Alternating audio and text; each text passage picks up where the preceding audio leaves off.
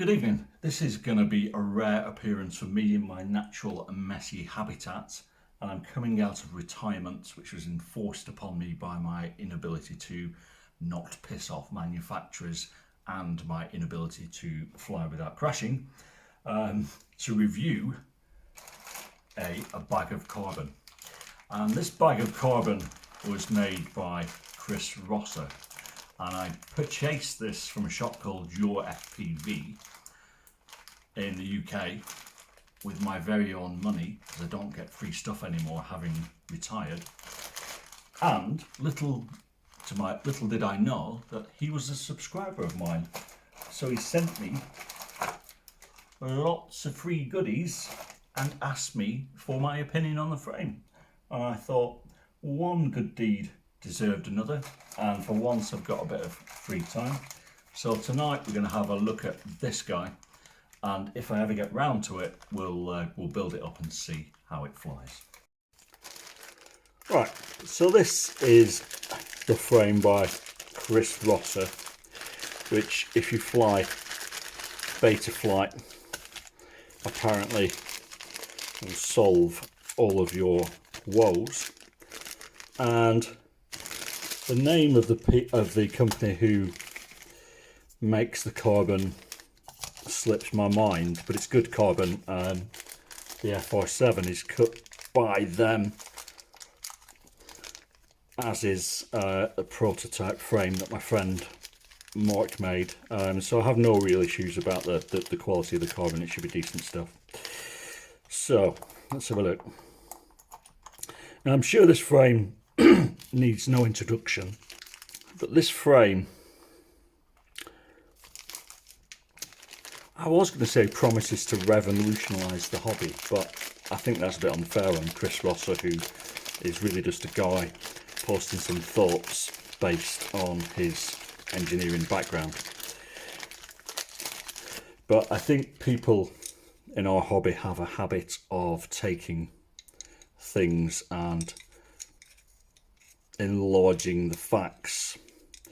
But what we essentially have here is a frame that's been designed to minimize weight, but also, if you're a black box hugger like a lot of you beta flight people are, should minimize the amount of vibrations you get in flight due to resonance of the frame, and thus allow you to use less filtering, which of course will give you a more responsive quad and one that's prone less to prop wash.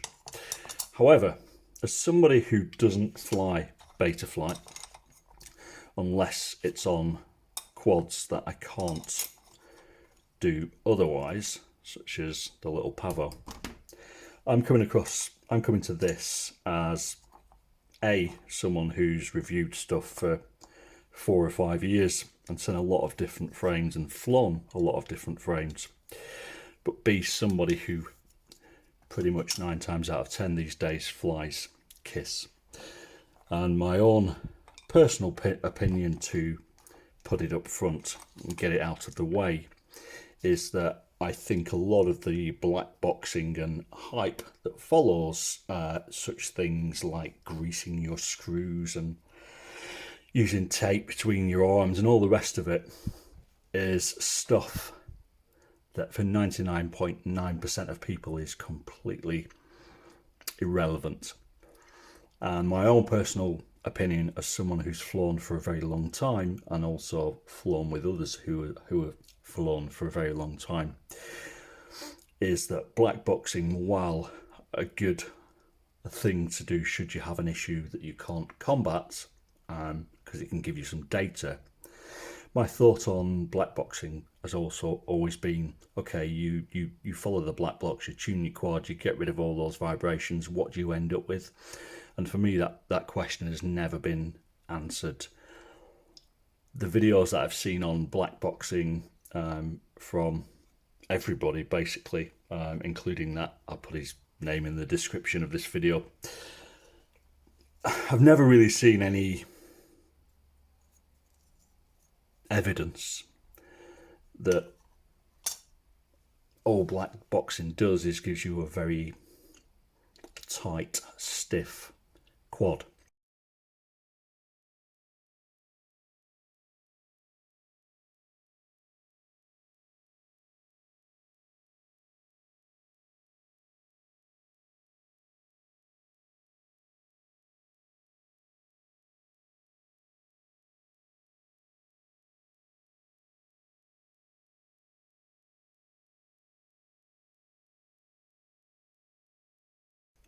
And as somebody who loves flowing freestyle, I kind of see blackboxing as the opposite of what I would naturally want to do.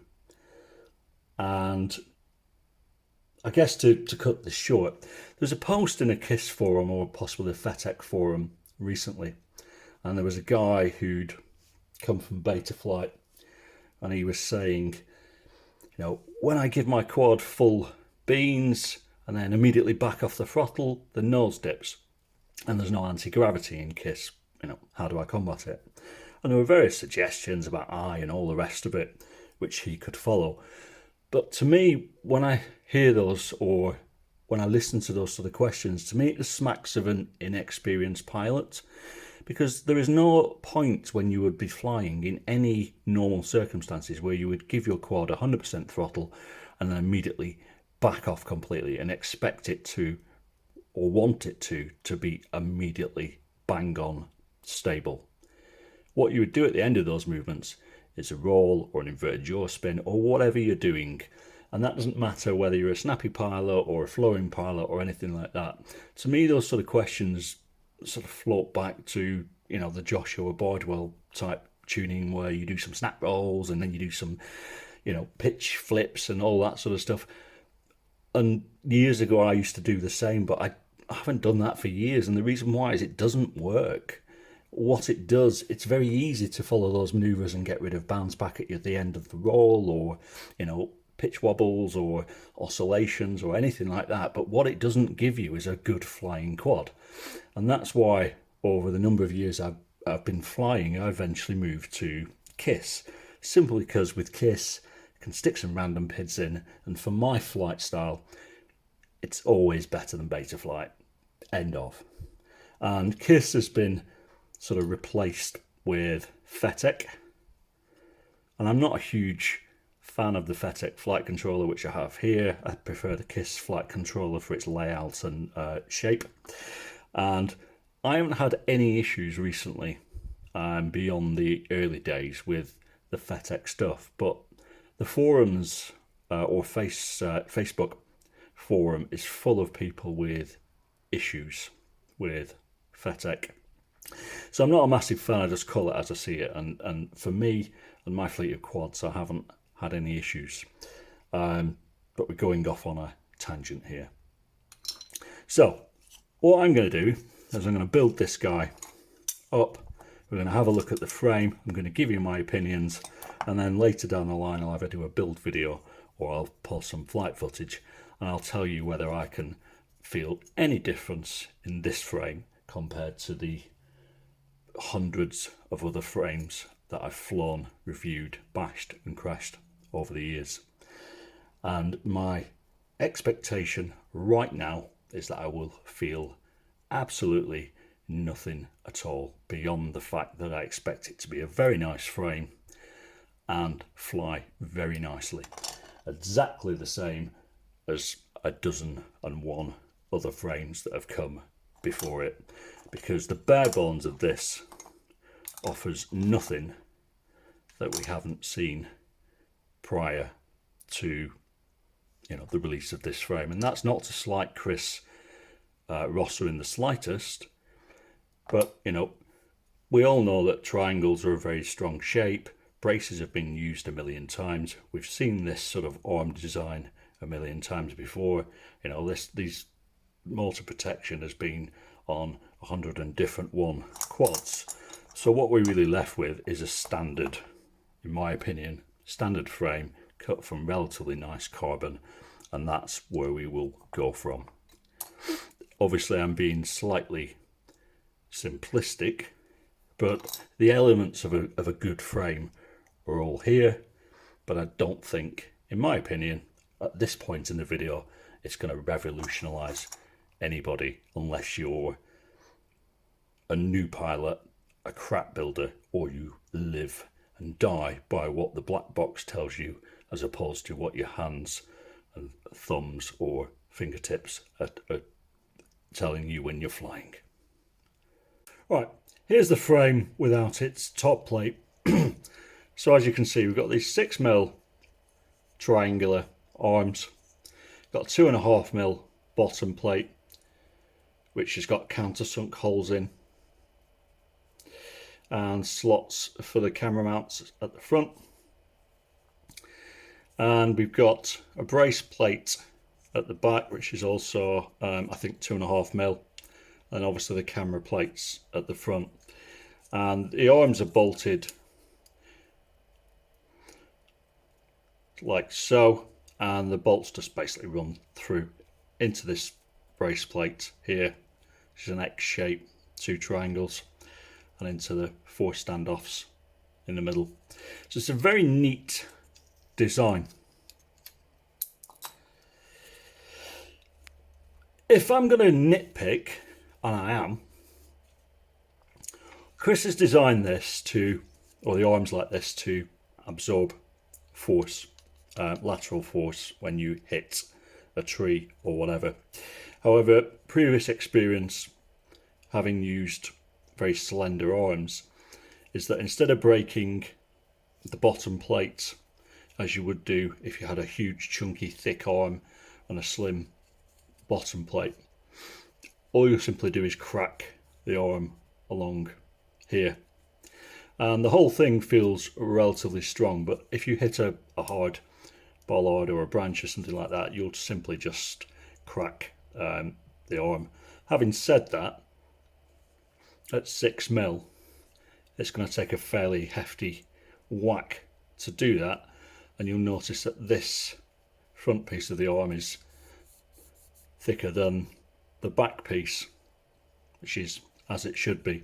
And to me, this frame looks like he's basically shaved as much weight as he can do, even to using countersunk holes on the bottom, which to my mind is absolutely unnecessary unless you want to skid your quad, in which case you would have skid plates, and potentially leads to a slight weakening of the frame. Although the way this all bolts together, I don't really see it's going to be any issue.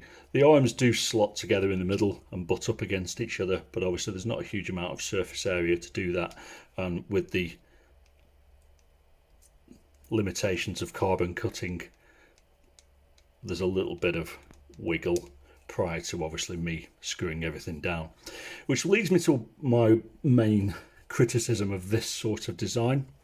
While everything is really well designed and fits together, and the camera plates nicely slot in like so, and you can even see they even sit on the arm,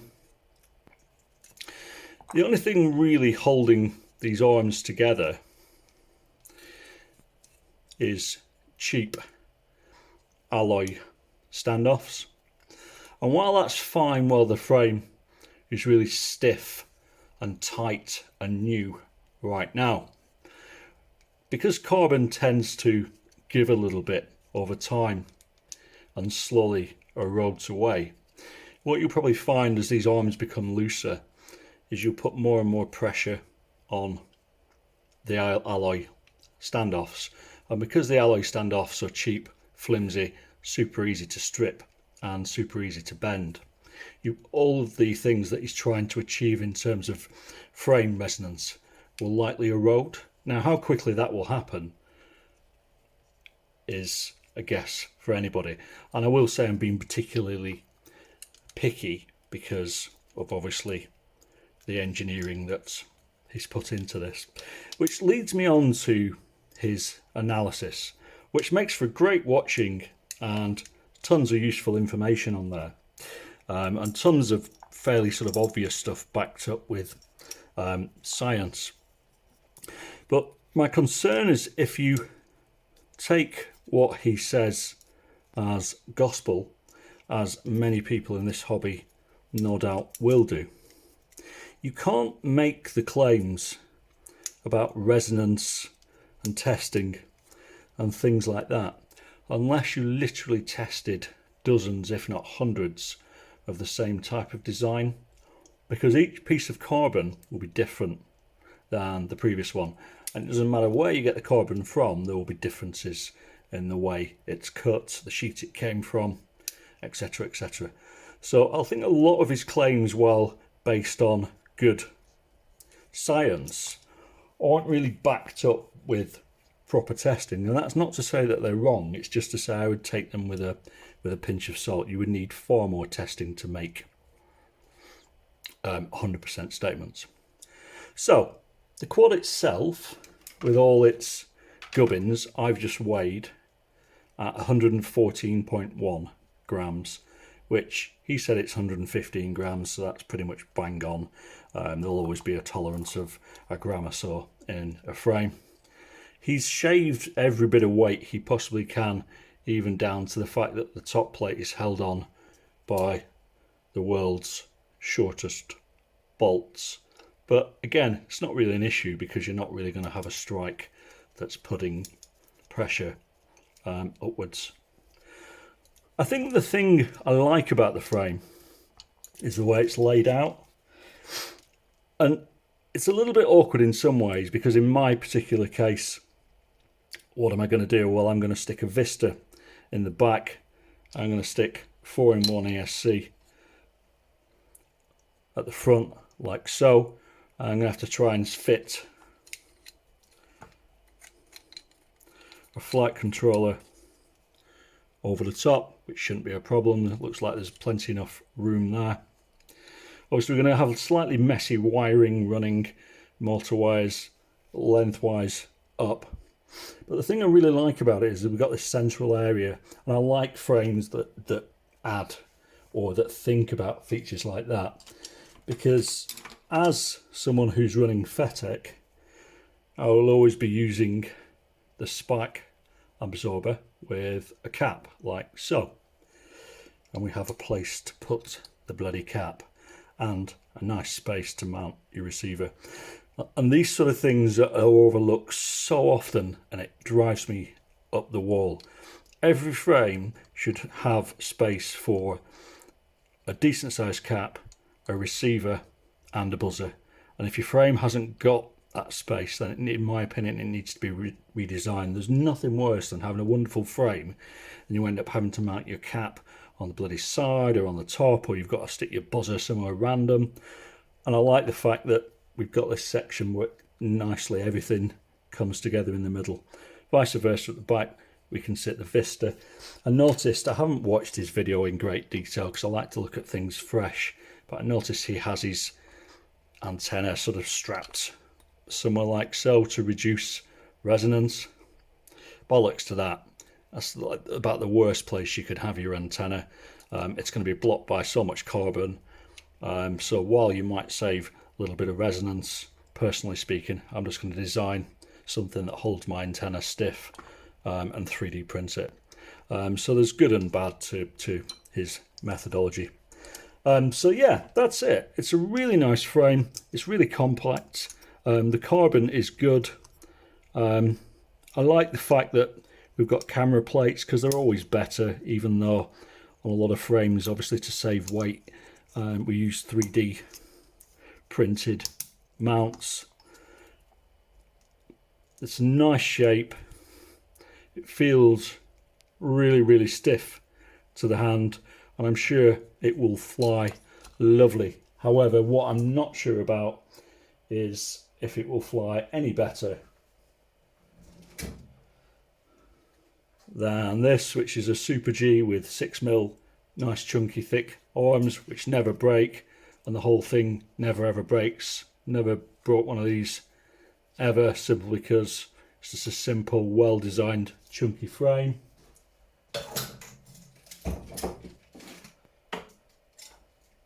It's not as light as the Osiris, which is again another lightweight frame, although probably stronger.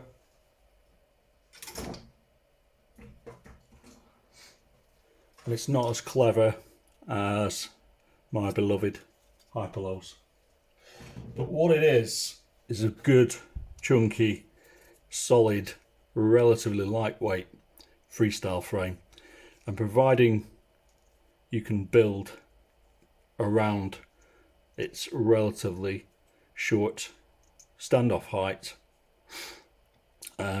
which shouldn't be a problem for most builds, I think you're going to have a good time with it. So yeah, first impressions, I like it. I'm not in love with it. To me, it doesn't offer anything that I haven't seen before. I don't think it's particularly pretty. It's quite an ugly frame. Really dislike the nose on it. It looks wrong to me, but of course, once it's all built up, I'm sure it will be a different matter. So yeah, so I'm going to build mine with the FETEC 45 ampere C, the FETEC flight controller, some sort of antenna. I've ordered some motors from Unmantech, their own brand, the FPV 2207.5, which should give it plenty of shove. If you've managed to last this deep into the video, I'm going to tell you a secret. If you're one of the people who keep blowing up FETEC ESCs, there's something in the works there's something in the works that isn't FETEC, but it's basically a KISS flight controller with full BLLE 32 pass-through, and you can use any ESC you want with it. And the pass-through works even better than beta flights. And it has a full 20x20 flight controller with a H7 processor running bespoke KISS V2 firmware, and it'll be a lot smaller than this if you choose the 20x20. But shh, don't tell anybody I told you that. But I've seen the prototypes and the photographs, and I've seen videos of it flying, and it looks very good. Anyway, that's it from me. At a later date, if I get round to it, as I said, I'll build this guy up and just give you a quick overall build video, and then we'll see how it flies. But as I said, in terms of black box analysis and things like that, I don't see any need for it the way I build and the way I fly, simply because whether you're using FETEC or KISS V2, you don't need any of that jazz to make it fly wonderfully. If you're a beta flight pilot, maybe you need to spend hours to do that, but people who fly KISS, just get on with it and have fun. Anyway, that's it from me. Happy flying, and I may see you soon. Cheers, bye-bye.